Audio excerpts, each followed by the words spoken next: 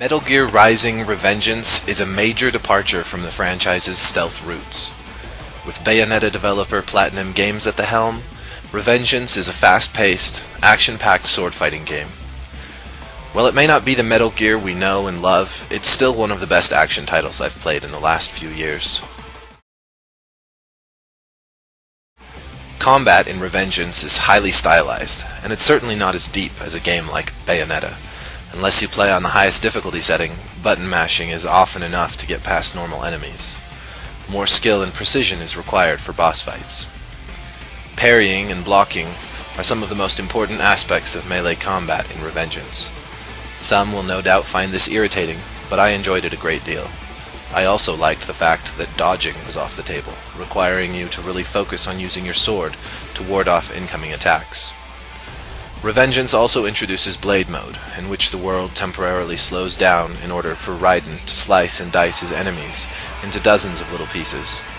This is also a great way to replenish health.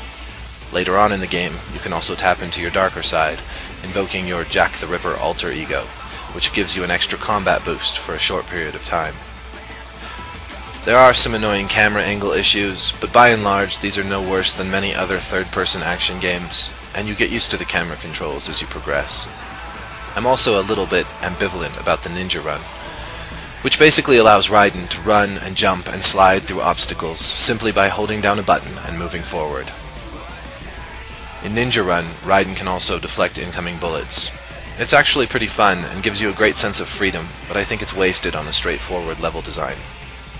The game's real shortcomings are in its lack of variety in both level design and its enemies. While the boss fights largely avoid this pitfall, the rest of the game feels too two-dimensional. There are nowhere near enough different types of enemies, and the levels are too linear and uninteresting. Given how much effort went into making combat look amazing, it's too bad that levels and enemies fell flat. Metal Gear Rising's story is as fast-paced as the game, and is relayed through a number of entertaining cutscenes which more than make up for its ludonarrative dissonance. The story is also pushed forward through conversations between Raiden and various other characters, including your giant AI dog, Wolf. You can skip cutscenes if you want, and you can fast forward through most conversations.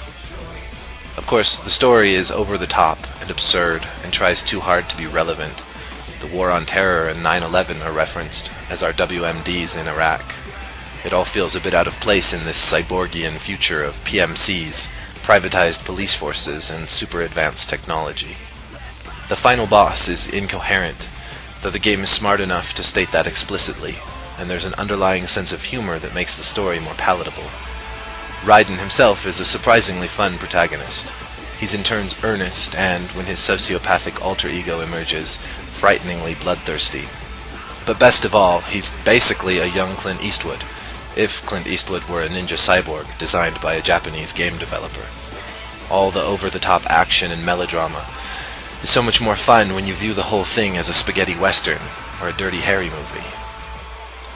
All told, Revengeance is a short but very replayable action title. It's no Metal Gear Solid, but it's a great diversion from the stealth genre that has defined the franchise. Better still, no matter how different the game is from its predecessors, it still feels right at home in the Metal Gear universe. If nothing else, it should keep you busy chopping things up into little pieces until Ground Zeroes comes out.